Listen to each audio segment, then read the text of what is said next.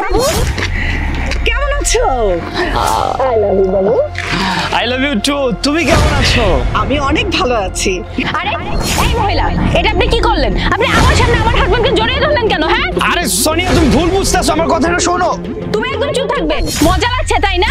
এত বড় একটা মহিলা, তোমার থেকে বয়সে কত বড়, এসে তোমাকে আই লাভ ইউ বলে জড়িয়ে ধরতেছে, এটা কি ঠিক? তুমি আমাকে বলো। আচ্ছা তোমার রুচি এত খারাপ কবে থেকে হলো? হ্যাঁ আমি তোমার ওয়াইফ, তাছাড়া আমি কত সুন্দর একটা মেয়ে, আমাকে রেখে তুমি এরকম সুগার মাম্মির পিছনে কবে থেকে পড়েছো বলো? আর কি বলতেছো তুমি? কিসের সুগার মাম্মি? উনি আমার সুগার মাম্মি না তো। তাহলে কি? হ্যাঁ এরকম একটা বয়স্ক মহিলা তোমাকে এসে আই লাভ ইউ বলতেছে, জড়াই বলতেছে। এই আপনার কি টাকা বেশি হয়ে গেছে? হ্যাঁ টাকা রাখার জায়গা পাচ্ছেন না? আপনি আমার স্বামীকে টাকা দিয়ে কিনতে চান? আপনি লজ্জা করছে না? আপনার মায়ের বয়সী একটা লোক, আপনার ছেলের বয়সী, আপনি কিনা তাকে জড়িয়ে ধরতেছেন, আই লাভ ইউ বলতেছেন। আরে বাবা, আমার কথাটা একটু শুনো, আমি কি বলতে চাই। এই একদম চুপ থাকবেন। আপনার কথা আমি কি শুনবো? আপনার এখনো লজ্জা শরম বলতে কিচ্ছু নাই, তারপরেও গলা উঁচু করে আমার সাথে কথা বলছেন। কত বড় নির্লজ্জ এই মহিলা!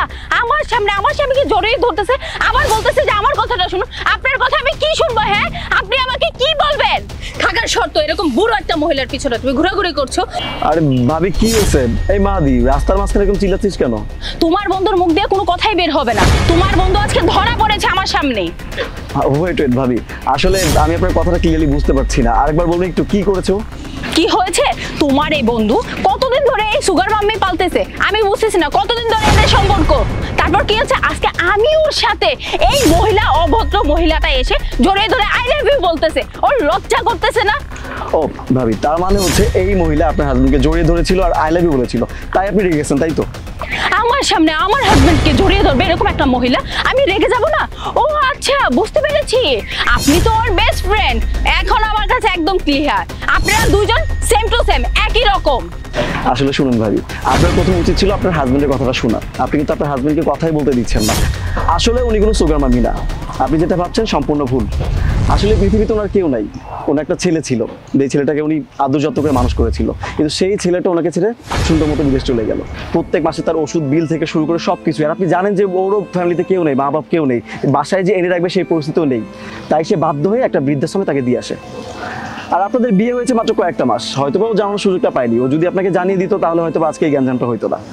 এই মহিলার ছেলে যখন রাস্তায় ফেলে চলে গেছিল, তখন থেকে আপনার হাজবেন্ড তাকে মায়ের মতো টেক কেয়ার করতো। আর সেই থেকে এই মহিলা আপনার হাজবেন্ডকে তার নিজের ছেলের মতো আদর স্নেহ ভালোবাসা করে। দ্যাটস ওয়াই এতদিন পর দেখার পর আবেগ ধরে রাখতে পারেনি, জড়ে ধরে আই লাভ ইউ বলছে। আর আপনি কিনা সামান্য সেই কারণে এতটা রেগে গেছেন। একবার তার কথাটা শুনতেন তাহলে তো হইতো না। হ্যাঁ মা, ও ঠিকই বলেছে। হয়তোবা তোমার হাজবেন্ড তোমাকে কোনো কারণে বলেনি, কিন্তু আমাদের সম্পর্কটা হচ্ছে মা আর ছেলের। কেন মা আর ছেলে কি বন্ধু হতে পারে না? একজন আরেকজনের কথা কি শেয়ার করতে পারে না? আসলে আমাদের সমাজটাতে এখনো অনেক পর্দা পড়ে আছে, সামান্য কোনো জিনিস ভালোভাবে নিতেই পারে না। জানো তো, খালি চোখে যেটা দেখা যায় সেটা কিন্তু সবসময় সত্যি হয় না। আসলে আমার ভুল হয়েছে, যখন দেখলাম আমার সামনে আমার হাজবেন্ডকে একটা মহিলা এসে জড়িয়ে ধরেছে, আমার মাথাটা ঠিক রাখতে পারিনি। আপনি আমাকে ক্ষমা করে দিন। আর এখন থেকে আপনি অন্য কোথাও কেন থাকবেন? আপনার ছেলেমেয়েরা যখন আপনাকে বাড়ি থেকে বের করে দিয়েছে, আপনি আমাদের সাথে থাকবেন। ও যখন আপনার ছেলের মতো, আমিও তো আপনার মেয়ের মতো, এখন থেকে আমরা একসাথেই থাকবো।